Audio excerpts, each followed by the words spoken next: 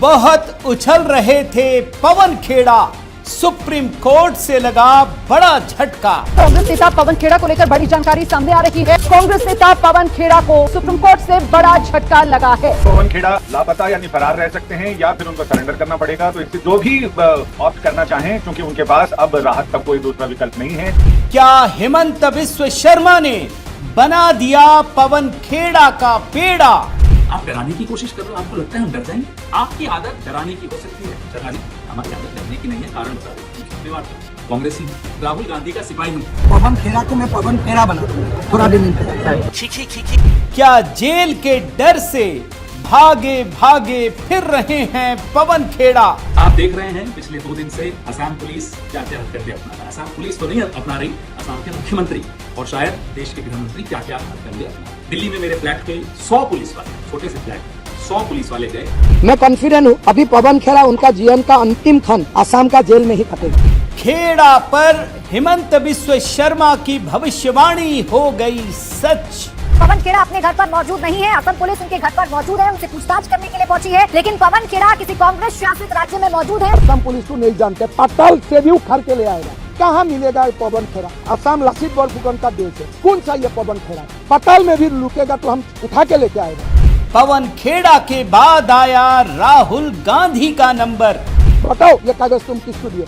मेरा डाउट है ये कागज राहुल गांधी दिए थे, तो ये मुकदमा राहुल गांधी तक जाएगा। मेरा लगता है राहुल गांधी भी साथ है, वो जल्दी जल्दी जेल जाए। सुप्रीम कोर्ट ने उतार दिया पवन खेड़ा का नशा, बुरे फंसे राहुल गांधी। साथियों नमस्कार, मैं हरिश्चंद्र बर्णवाल इस वीडियो में आप सभी का स्वागत करता हूं। दोस्तों, पवन खेड़ा को सुप्रीम कोर्ट से बहुत बड़ा झटका लगा है। जिन लोगों को लगता है ना दोस्तों कि कुछ भी गलत कर लो और फिर कोर्ट में जा करके बच जाएंगे, उन सभी लोगों का ये नशा उतर गया है। और पवन खेड़ा के लिए तो बड़ा विशेष है दोस्तों। जब ये मामला सुप्रीम कोर्ट में गया तो ये साफ साफ पता चल गया कि इसके पीछे कहीं ना कहीं बहुत बड़ा फर्जीवाड़ा हो रहा था। अभी तक तो मामला हिमंत बिस्व शर्मा की पत्नी के फर्जी पासपोर्ट का था, अब तो तेलंगाना हाई कोर्ट में भी फर्जीवाड़ा किया गया है। यह बात आप समझ लीजिए। और तभी मैं कह रहा हूं, अब ये लंबे नपने वाले हैं। हिमंत बिस्व शर्मा क्या कर रहे हैं यह जानना जरूरी है दोस्तों। इनको लगता है कि बस चुनाव में कुछ भी अनाप शनाप आरोप लगाओ और भाग जाओ। प्रधानमंत्री मोदी पर तो कितने अपशब्द कहे हैं। अब प्रधानमंत्री मोदी पर्सनल चीजों पे लेते नहीं, लेकिन हर कोई नहीं होता दोस्तों, एक सीमा होती है। आपने मुख्यमंत्री की पत्नी के बारे में ऐसे सनसनीखेज इल्जाम लगाए जिससे आपका मकसद उनके पूरे राजनीतिक करियर को खत्म करना था। लंबे नपेंगे मैं कह सकता हूं, आज मैं अभी आपको दिखाता हूं, लेकिन मामला सिर्फ पवन खेड़ा तक नहीं रुकेगा। यह आगे जाने वाला है, राहुल गांधी तक जाने वाला है। और जो मैं अभी आपको दिखाऊंगा ना दोस्तों, बहुत बड़ी कार्रवाई होने वाली है। मतलब आप ये मानकर चलिए कि अगले 20 दिनों में 5 मई को जब नतीजे आएंगे तो राहुल गांधी की गिरफ्तारी की संभावना भी आपको साफ साफ दिखने लगेगी। मैं सुप्रीम कोर्ट में जो मामला चला है ना, उसके बारे में बताने जा रहा हूं। 2 जज थे दोस्तों, 2 जजों की खंडपीठ, justice J K. Maheshwari, justice Atul S Chandurkar की बेंच पवन खेड़ा को जो ट्रांजिट रिमांड तेलंगाना हाईकोर्ट से दिया गया था, उसी के खिलाफ असम सरकार सीधे सुप्रीम कोर्ट पहुंची। असम सरकार की तरफ से सॉलिसिटर जनरल तुषार मेहता पेश हुए।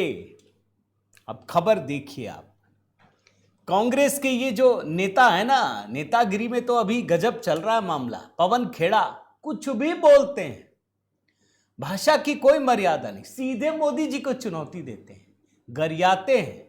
इनको बहुत बड़ा झटका लगा है। तेलंगाना हाई कोर्ट ने जो अंतरिम जमानत के लिए, ट्रांजिट रिमांड के लिए दिया था जमानत, उस पर रोक लगा दी गई है। असम सरकार की याचिका पर सुप्रीम कोर्ट ने पवन खेड़ा को नोटिस जारी करके 3 हफ्ते में जवाब मांगा। 3 हफ्ते में पवन खेड़ा अग्रिम। जानते हैं सुप्रीम कोर्ट ने क्या कहा?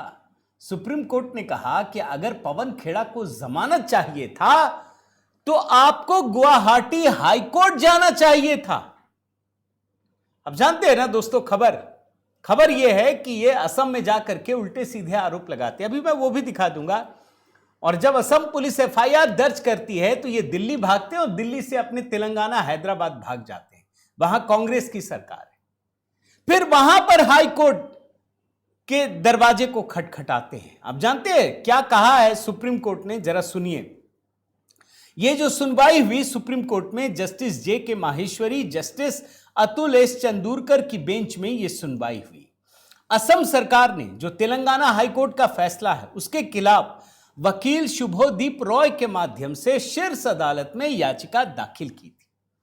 और असम सरकार की तरफ से पेश हुए सॉलिसिटर जनरल तुषार मेहता, उन्होंने बताया कि यह घटना तो असम में हुई, एफआईआर असम में हुई, तो फिर तेलंगाना हाईकोर्ट ने ट्रांजिट अग्रिम जमानत क्यों दी? ये पवन खेड़ा असम हाईकोर्ट क्यों नहीं गए? और आपको जानकर आश्चर्य होगा दोस्तों, सुनवाई के दौरान पीठ को बताया गया कि पवन खेड़ा ने तेलंगाना हाईकोर्ट में याचिका दायर करने के लिए अपनी पत्नी का आधार कार्ड पेश किया था ताकि यह दिखाया जा सके कि वो तेलंगाना के निवासी हैं और इस आधार पर वहां के हाईकोर्ट का अधिकार क्षेत्र बंधता है। असम पुलिस की तरफ से जो सॉलिसिटर जनरल पेश हुए तुषार मेहता, उन्होंने विरोध किया। उन्होंने कहा कि जो रिकॉर्ड पर आधार कार्ड रखा गया है उससे पता चलता है कि यह पवन खेड़ा की पत्नी तो दिल्ली में रहती हैं। अब कोई व्यक्ति अलग अलग 10 राज्यों में किराए पर या खरीद करके संपत्ति ले सकता है, क्या इसे कानून माना जाएगा?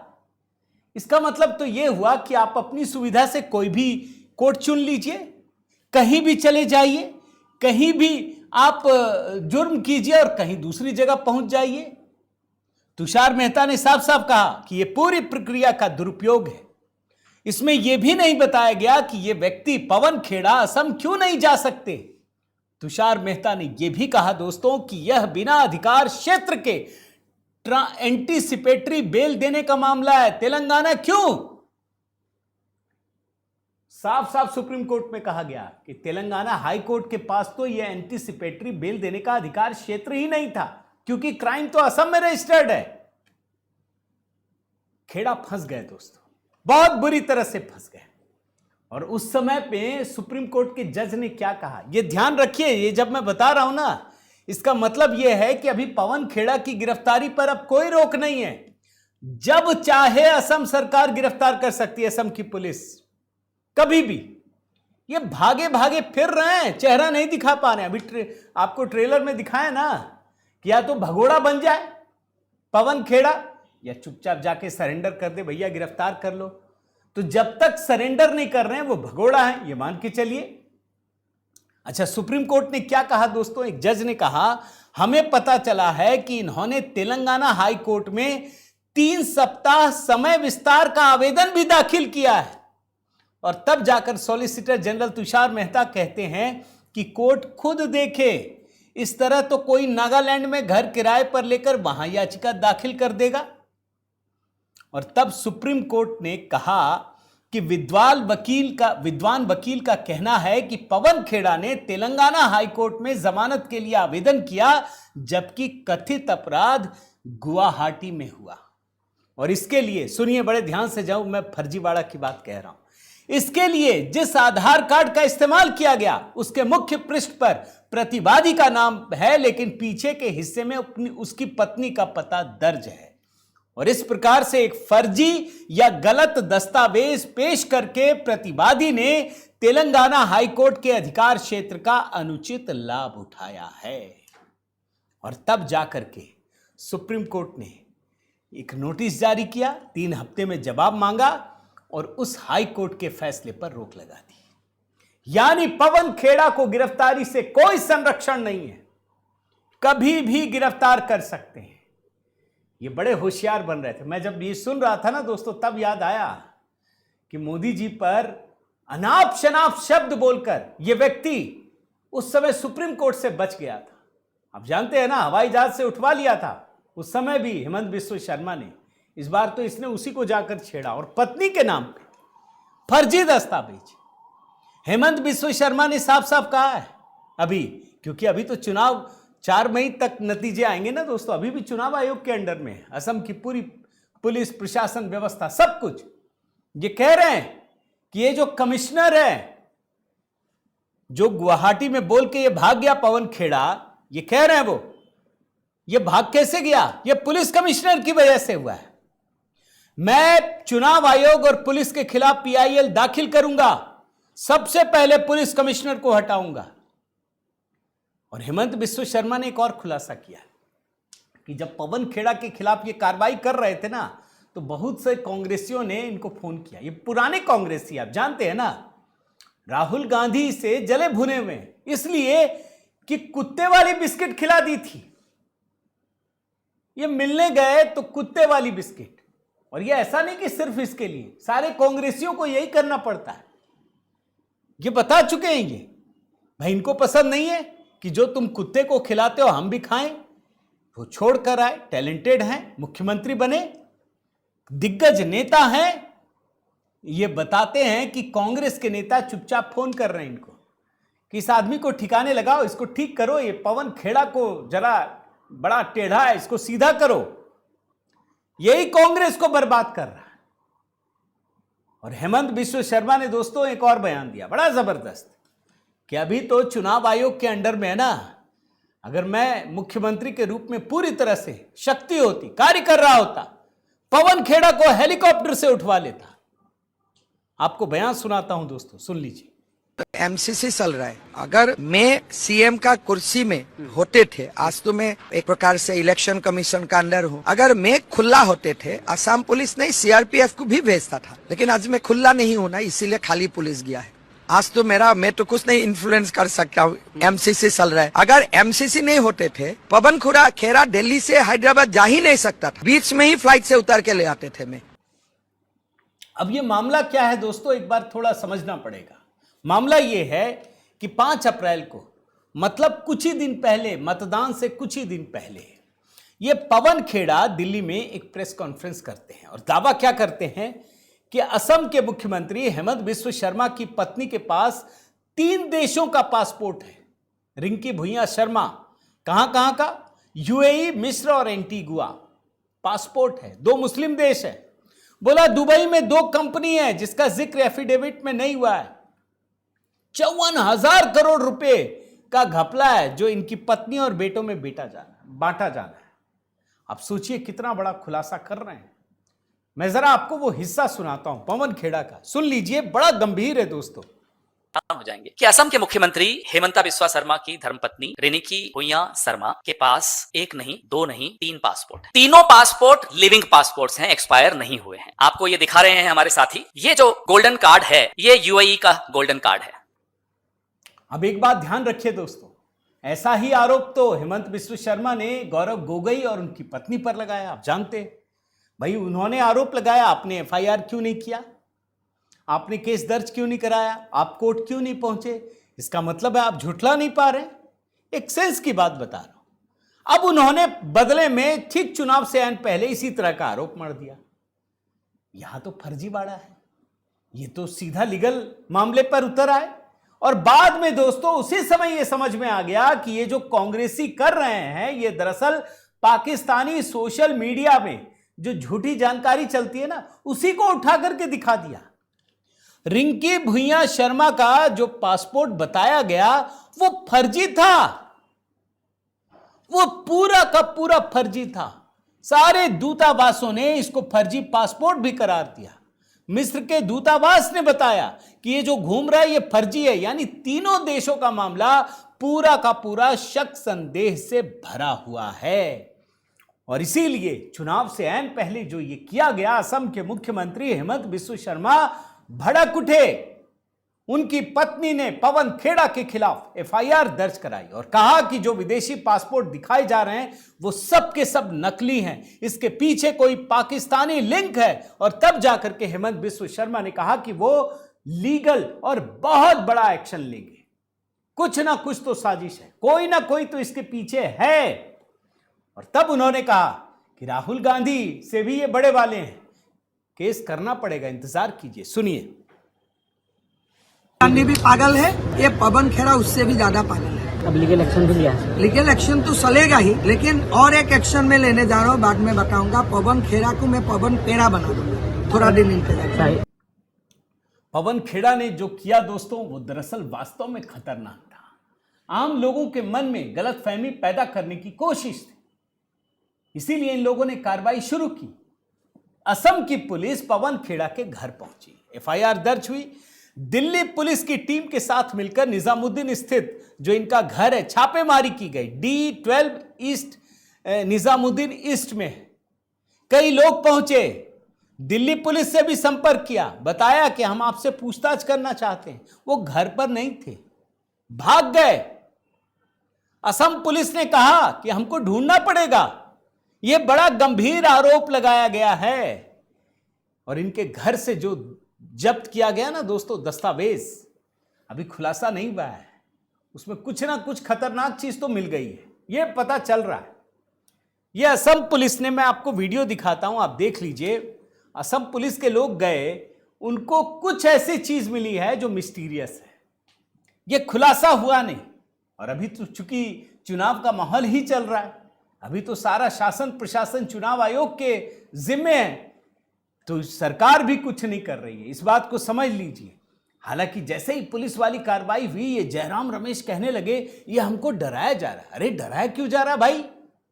आप कुछ भी एलिगेशन लगा देंगे, अब कुछ भी, कहीं से भी कोई भी फर्जी चीज निकाल करके पासपोर्ट बना करके आप उसको दिखा देंगे, तो ये मामला थम नहीं रहा दोस्तों। सुप्रीम कोर्ट से तो इनको झटका लग गया है। लेकिन मैं आपको आगे की चीज भी बता देता हूं। अब आगे क्या होगा मैं आपको बता रहा हूं। अगला नंबर राहुल गांधी का लग सकता है, क्योंकि हेमंत बिस्व शर्मा खुलकर बोल रहे हैं कि आखिर इस आदमी को कागज किसने दिया, क्योंकि कहीं ना कहीं से तो फर्जीवाड़ा हुआ होगा ना।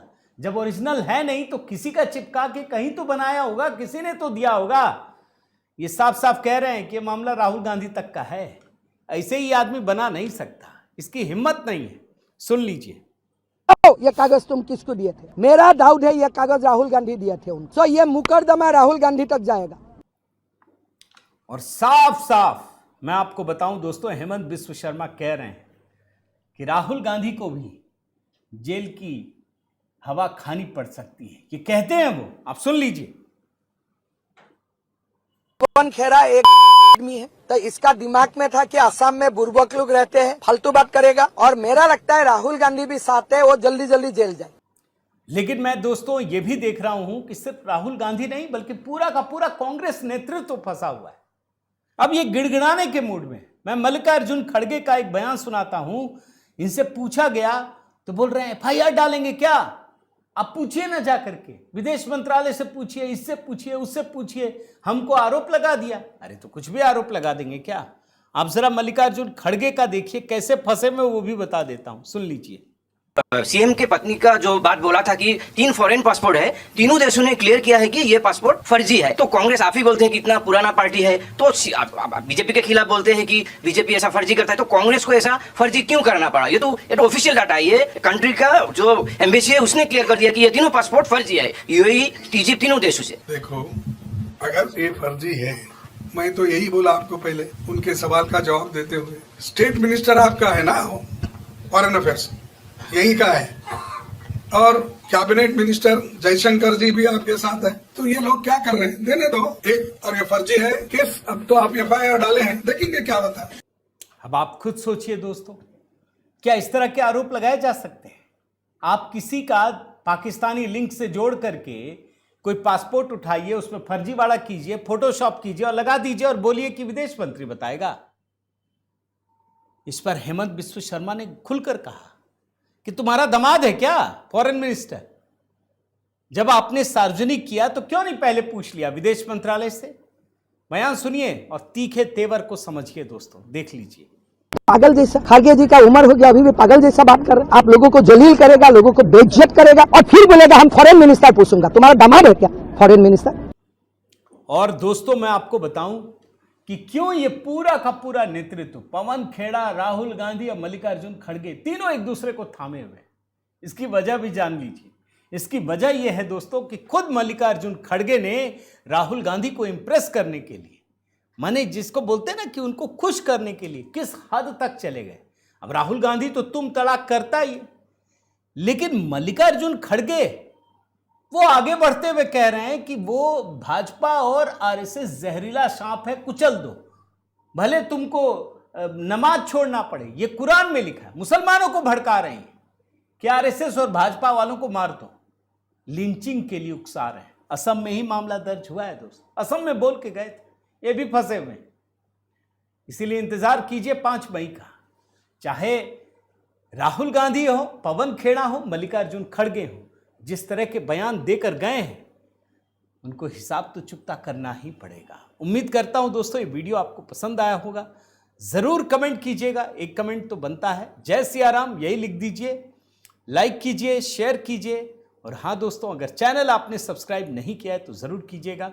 HB शॉर्ट्स में लगातार छोटे छोटे वीडियो, छोटी कहानियाँ जो बहुत बड़ी हैं उसको अपलोड कर रहा हूँ। कमेंट में पिन किया है, देखिएगा, बताइएगा कैसा लगा। बहुत बहुत धन्यवाद। जय सिया राम।